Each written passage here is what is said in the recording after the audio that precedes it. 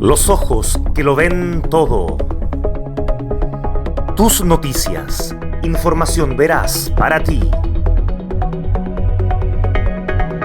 Un equipo de profesionales que trabajan para que se conozcan los hechos de forma veraz en un mundo donde las noticias falsas abundan. Te presentamos Tus Noticias, un diario digital e impreso, donde podrás informarte sin sesgos y con independencia de todo lo que pasa a tu alrededor y donde tus ojos son la verdad. Te invitamos a ser parte de los acontecimientos y a estar alertas junto a nosotros, porque sabemos que cuando los ciudadanos no se informan correctamente, es un festín para los poderosos. Tus Noticias está contigo.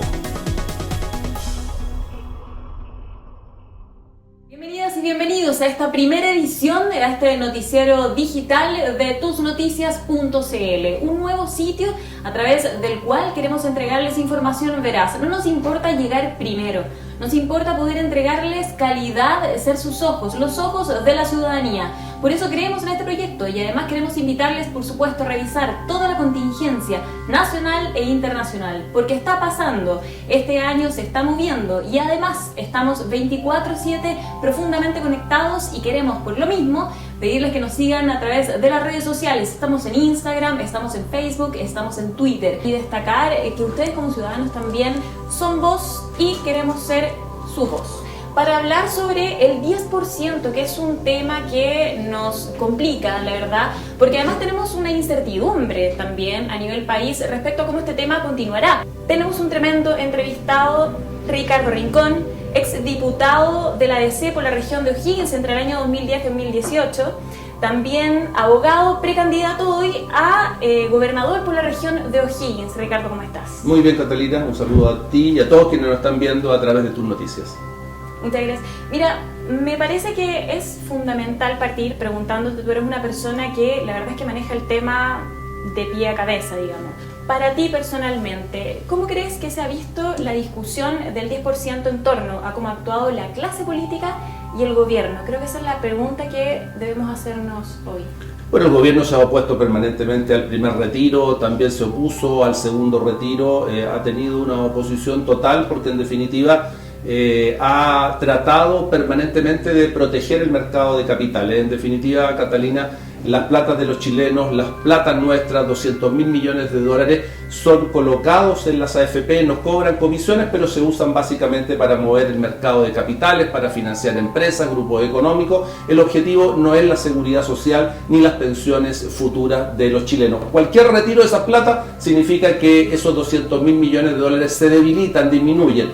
Ya en el primer retiro fueron prácticamente 17.000 millones de dólares que los chilenos pudimos por fin disponer nosotros de ellos. En el segundo retiro, más o menos 14.000 millones de dólares. Entonces la oposición del gobierno se explica por eso y la oposición lo que ha hecho es tratar de, mediante reformas constitucionales, lograr que la ciudadanía pueda acceder a esos fondos que son fundamentales para enfrentar la pandemia.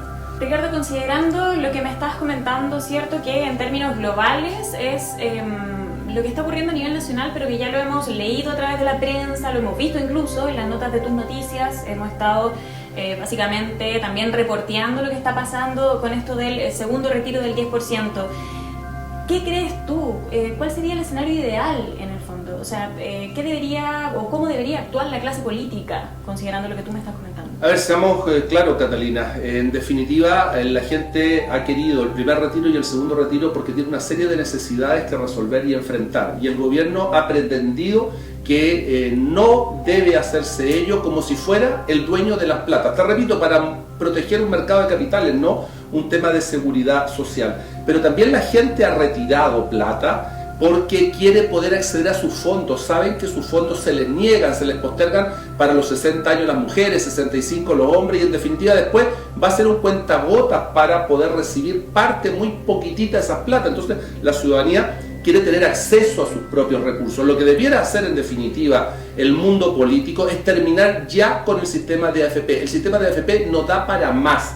Si quieren algunos estar en AFP o quien quiera estar en AFP porque creo en la libertad del ser humano, bueno, que esté. pero que no tenga esta exclusividad obligatoria de rango no solo legal a través del decreto ley 3500, sino también constitucional, que no exista esa exclusividad obligatoria y la ciudadanía pueda disponer sus fondos, por ejemplo, en una cooperativa de ahorro para las pensiones, pueda ver mecanismos distintos para podría haber, por ejemplo, alguien que quisiera ir al sistema de reparto, que de hecho un sector del país tiene sistema de reparto, de manera tal que no exista exclusividad en el tema por parte de las AFP.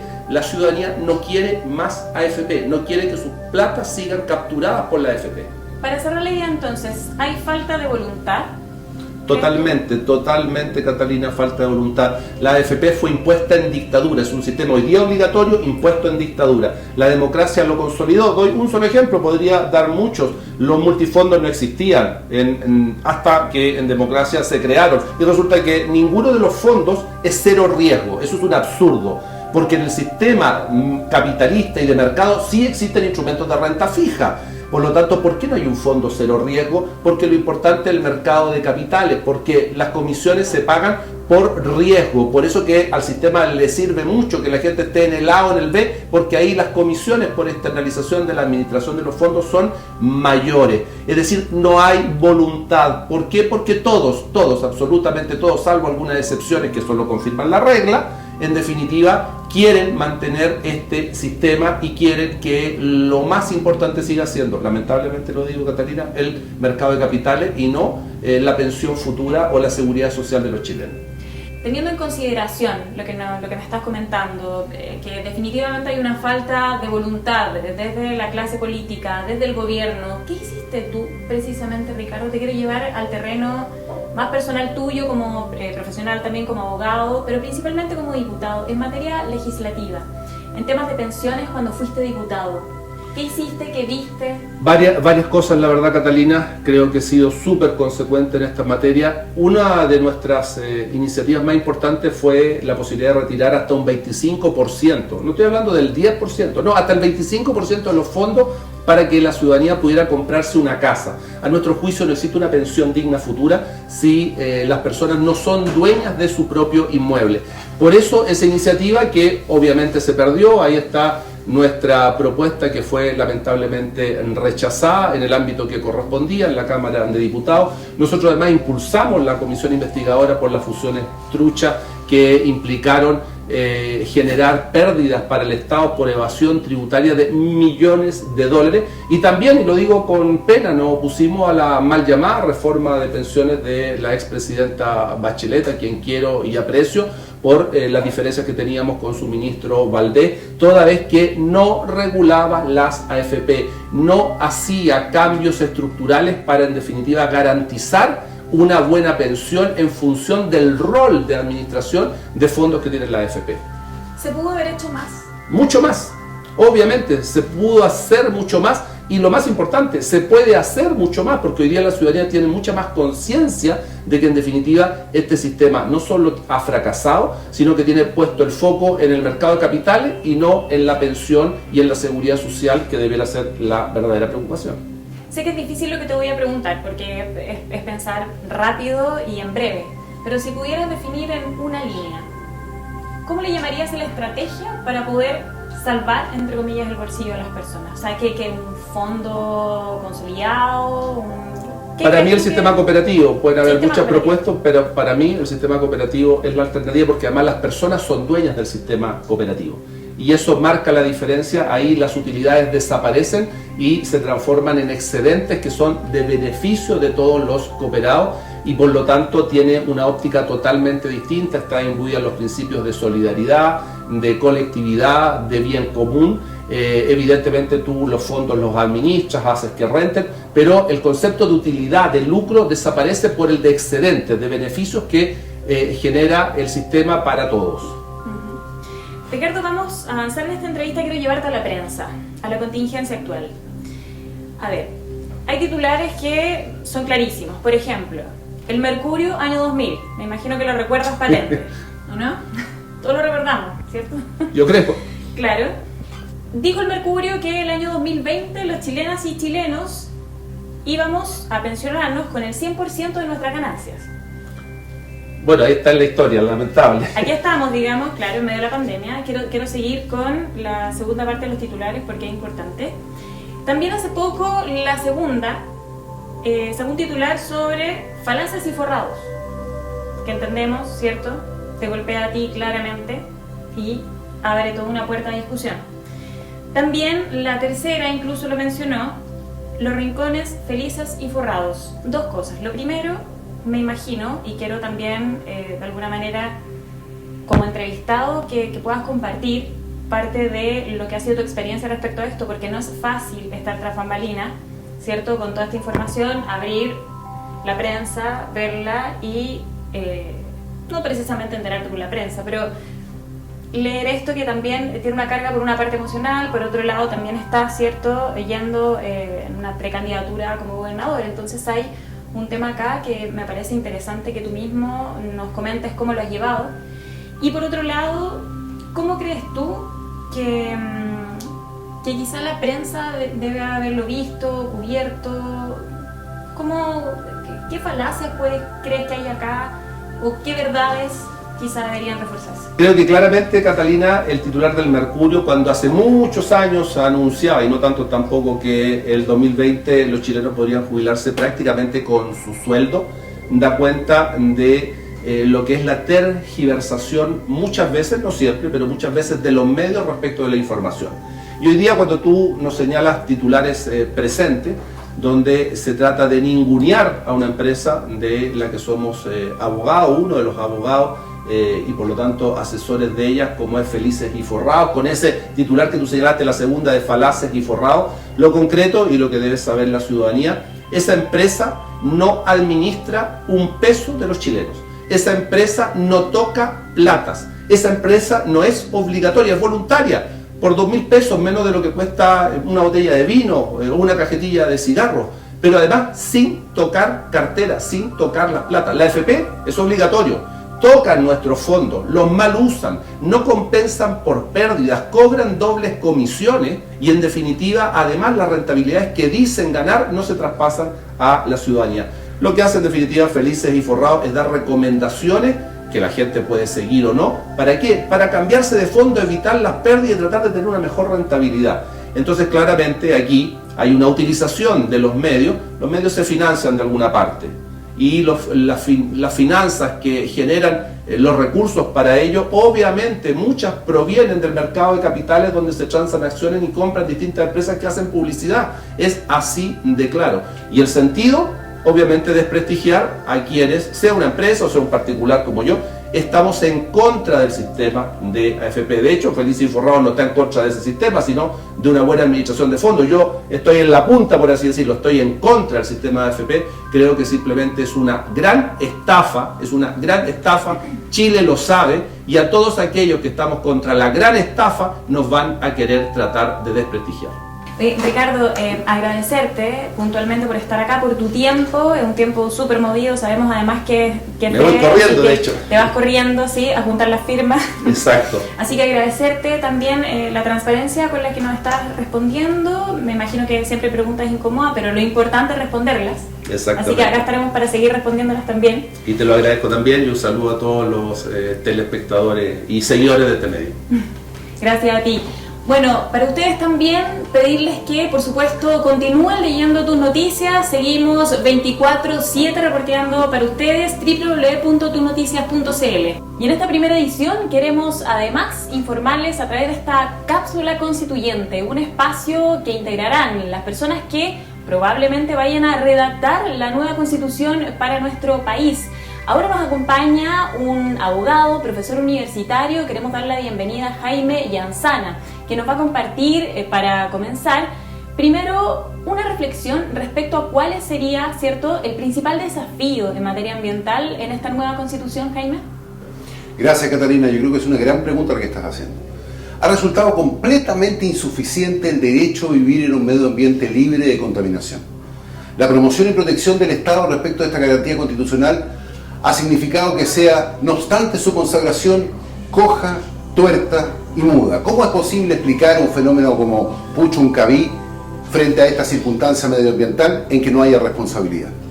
El derecho a vivir en un medio ambiente libre de contaminación no basta, basta que sea o requiere que sea integral, requiere que sea inclusivo. El Estado es un sujeto obligado. ¿Por qué en Chile no existe responsabilidad penal frente al daño ambiental? En consecuencia, limitar solo la responsabilidad ambiental al que contamina paga constituye una manifestación muy pobre respecto de los desafíos ambientales que tiene el país, no solo para la protección y salud de la población, sino también para las generaciones futuras. La integralidad, entonces, la sustentabilidad y la inclusividad ha de permear todas las actividades, incluyendo esencialmente las actividades económicas. Es decir, debemos ser capaces de generar una economía sustentable. Ese es el valor fundamental que tiene que quedar claramente establecido en el nuevo texto fundamental, en la nueva Constitución Política. Y esto se vincula a un conjunto de elementos que la ley debe ser capaz de abordar por mandato de la Constitución. Ahora, Jaime, cambiando de tema, pasando a educación, y porque medio ambiente y educación finalmente están estrechamente ligados, ¿qué consideras tú que debe tomarse en cuenta para los próximos cambios? Bueno, la educación es una dimensión sustantiva en materia medioambiental, pues la toma de conciencia, en definitiva, desde el punto de vista cultural. Pero en Chile, si bien la educación ambiental es una tarea pendiente, es una materia reprobada, tenemos que consignar que a nivel macro la situación de la educación chilena, particularmente por la municipalización y específicamente respecto a los colegios emblemáticos, ha determinado un colapso de la educación pública chilena. Imagínate que el día de hoy, es decir, en diciembre, han despedido al vicerrector del Instituto Nacional. Imagínate que respecto al Instituto Nacional, un colegio que fue creado para 1.800 personas, hoy día lo habitan 4.600 personas. El Instituto Nacional fue el primer síntoma del colapso social que se venía en Chile. En consecuencia, mientras no aseguremos calidad en la educación y mientras el Estado no asuma el rol que se retiró, porque el Estado se retiró como marea respecto de esta obligación fundamental, que guarda relación a la calidad de la educación para los desafíos de este milenio, estamos frente a la generación de pobreza permanente vestida de mediocridad. La Constitución tiene que ser capaz de mandatar a la ley para que la garantía constitucional de calidad esté precisamente verificada, consagrada y testeada permanentemente por los órganos públicos. Y finalmente, sobre un tema que vamos a hablar incluso en esta primera edición, Jaime, ¿cuál sería la relación entre corrupción y la nueva Constitución? Chile, en esta falsa concepción que tiene de sí mismo, creía que la corrupción era un fenómeno ajeno que pasaba en países de cuarto mundo. Eso era propio de los vecinos. El chileno era un hombre y una mujer íntegra. La verdad es que nos hemos encontrado con que la corrupción nos ha tomado, nos ha pescado, nos ha quebrado el alma. Recién en diciembre de 2019, después de 5 años, ha sido condenado un ex senador y una ex diputada. La verdad es que la corrupción en Chile es bastante antigua y el régimen de mercado vino a generar incentivos, cooptaciones. El mundo empresarial tomó a la clase política como un instrumento para sus propios intereses. Basta que la Constitución señale que la corrupción tendrá siempre pena de crimen, a efectos de que la ley establezca esa penalidad como punto base. Basta que la Constitución consagre expresamente que los delitos económicos tendrán pena de crimen. Basta esa pura disposición para que la ley esté mandatada a generar la persecución y la sanción a efectos de señalar a cualquier persona, a cualquier órgano público y a cualquier órgano privado que la sanción le persigue. En definitiva, estamos convocados a crear, estamos convocados a volver a creer, es decir, a volver a confiar para volver a soñar. Por lo tanto, soy yo el agradecido de la gentileza de esta invitación.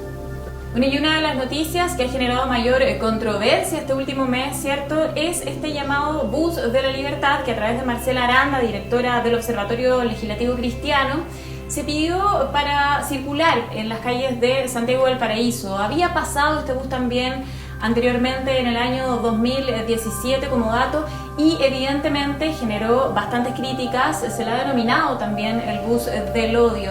Y para hablar sobre este tema tenemos un tremendo invitado, quien es Jordán Vergara, vocero y representante de la Red Nacional de Municipalidades por la Diversidad. ¿Cómo estás, Jordán? Muy bien, ¿y tú? Bien, muy contenta de tenerte acá también. Preguntarte cuáles han sido las principales acciones que ustedes han llevado a cabo considerando, ¿cierto?, este escenario que ha conflictuado bastante estas últimas semanas, digamos. Sí, bueno, primero que todo, tal como tú mencionabas, este es un bus que ya circuló el año 2017 por las calles de la región metropolitana, lo cual obviamente fue algo súper controversial, ya que no solamente se está atacando a la diversidad sexual, sino también se está hablando de la infancia, lo cual es súper preocupante, y que el gobierno le dé pie a eso. Nosotros como gobiernos locales, a través de las autoridades de nuestras comunas, hemos planteado la negatividad de que este bus siga transitando y que el gobierno lo siga permitiendo, que es peor aún. En ese sentido, la semana pasada se convocó un punto de prensa fuera de La Moneda desde los gobiernos locales exigiendo al gobierno central que no autorizara la marcha de este bus. Perfecto. ¿Cómo les fue? ¿Cómo fue esa reunión, ese punto de prensa? Fue bastante fue una convocatoria muy grande. ¿Masiva? Sí, masiva. Llegaron bastantes medios de comunicación, se cubrió a nivel nacional la nota, incluso en medios regionales a nivel sudamericano. En ese sentido, no hace mucho sentido que esta noticia tenga tanto revuelo, por lo mismo que estábamos comentando recién. Sin embargo, desde el gobierno no se ha dado una respuesta. No nos queda claro cuál va a ser su posición, ya que por un lado reniegan la actitud de pasar a llevar a las personas, pero sin embargo siguen permitiendo que estos hechos de incitación al odio sigan permitiéndose. Jordán, ¿han tenido contacto ustedes con Marcela Aranda? ¿Se han comunicado con ella? ¿Han tenido ciertas reuniones? ¿Cómo ha sido ese proceso? No, la verdad es que para nada. Inclusive la misma circulación del bus se dio de una forma súper extraña, como una noticia tras bambalinas. Nadie tenía muy claro qué es lo que sucedía, entre otras cosas. Sin embargo, al explotar esta situación, todas las organizaciones y respuestas comunales en este sentido reaccionamos a esto, ya que no es algo que pueda seguir sucediendo en nuestro país. ¿Y cuál ha sido, crees tú, la respuesta que han tenido desde la ciudadanía versus la que ha habido desde, en el fondo, la clase política en Chile? Bueno, hay una comparación ahí, ¿cierto? Claro, que es en muy nuestro potente, país, que revela bastante. Eso exacto. En nuestro país se juega mucho a esto de quedar bien con todos. Por ende, lamentablemente, un día decimos una cosa, al otro día decimos otra. Y sin embargo, la clase política deja mucho que desear hoy en día. Hay muy pocas personas políticas que se hacen cargo de estas situaciones y defender los derechos humanos finalmente, que son los que se ven pasados a llevar para la comunidad LGBTIQ+. Perfecto. Y yendo a lo que ustedes han pedido a las autoridades, ¿cuáles han sido las respuestas que le han dado a estos reclamos? Las respuestas, la verdad, han sido nulas, por no decir que nos han cerrado las puertas de la cara en varias ocasiones. Nosotros hemos buscado reunirnos con el gobierno central mediante subsecretarías, con cargos del gobierno central, sin embargo no se ha dado ninguna respuesta. Y es por esto que nosotros hemos recalcado desde el día 1 de la creación de esta red, en el año 2014, que hoy en día en Chile somos la única respuesta estatal que existe para la comunidad LGBTIQ+. Son los únicos encargados de dar frente a estas necesidades desde las comunas y que además, lamentablemente hoy en día, siguen quedando a voluntades políticas. Se han cerrado programas durante estos años, otros han perdido presupuesto, lo cual obviamente deja desvalido todo este tema de la diversidad para las personas. Absolutamente. En temas de política pública me gustaría meternos un poquito ahí, considerando lo que está pasando respecto a este bus particularmente, que evidentemente es un hito, pero acá hay un trasfondo mucho más profundo, digamos.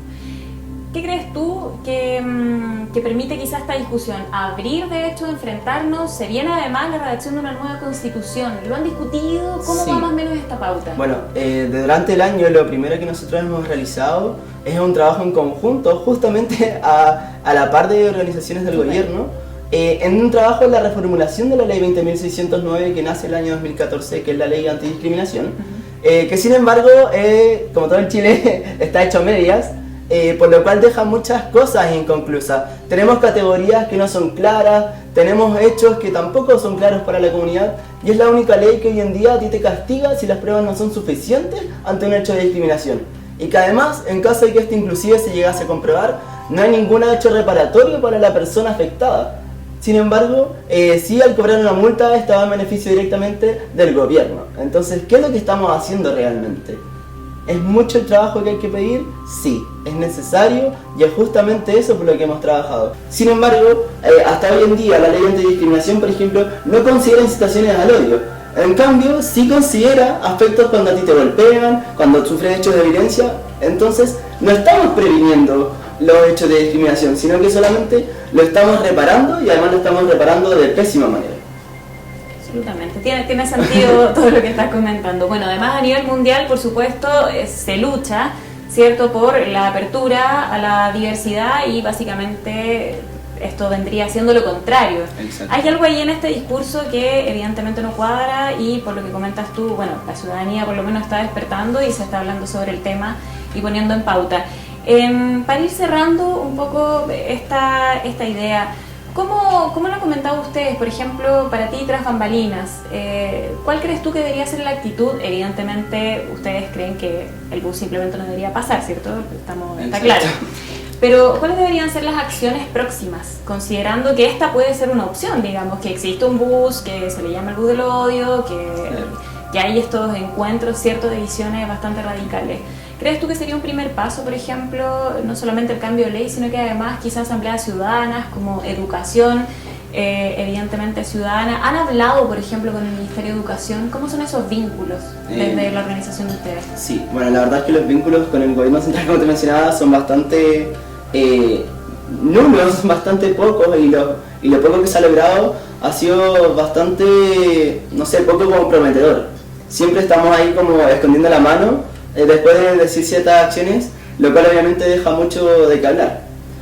Por otro lado, nuestra acción principalmente aquí va enfocada a que el día de mañana sean más de 18 a 20 municipios, que son los que actualmente componen esta red, los que tengan oficinas de diversidad, ya que somos la única respuesta estatal. No es posible que exista un menos del 5% de oficinas de diversidad en el país. Tampoco existe un ente regulador de estas oficinas, no hay un ministerio, no hay una subsecretaría, no hay nada que de alguna forma venga a unir criterios en estas oficinas, por lo cual obviamente esta red viene un poco a subsanar esa necesidad de trabajar de forma organizada, de forma centralizada, pero también atendiendo a las necesidades de la comunidad, que es nuestro rol fundamental hoy en día. Perfecto. Me gustaría cerrar esta entrevista con un mensaje tuyo. Ya entendemos la relación nula que hay con la autoridad, por lo menos lo que estás denunciando tú, ¿cierto? Jordán, ¿qué le dirías tú a la ciudadanía? A las mamás, a los papás, a las niñas, niñas. Sí, bueno, nuestro mensaje va más, sin embargo, pese a todo lo malo que pueda estar sucediendo hoy en día, va siempre en lo positivo, en que se sigan abriendo oficinas, a que la comunidad, tal como lo ha demostrado durante todo este último año, se empodere de sus derechos, que hoy en día son derechos humanos de los que estamos hablando precisamente en esta ocasión, y que sin embargo no se respetan. Entonces el llamado es a empoderarse de estos espacios, a exigir a sus autoridades que se cumplan estos derechos y los hagan valer. Perfecto. Muchísimas gracias, Jordán, por tu gracias tiempo, por la claridad también, y bueno, esperemos que las cosas con el camino se vayan solucionando y me imagino que ahí ustedes van a estar trabajando full time en esto mismo. Y así finalizamos esta primera edición de tusnoticias.cl. Quedan todas y todos invitados a seguir, por supuesto, leyéndonos y a seguirnos por las redes sociales. Nos vemos.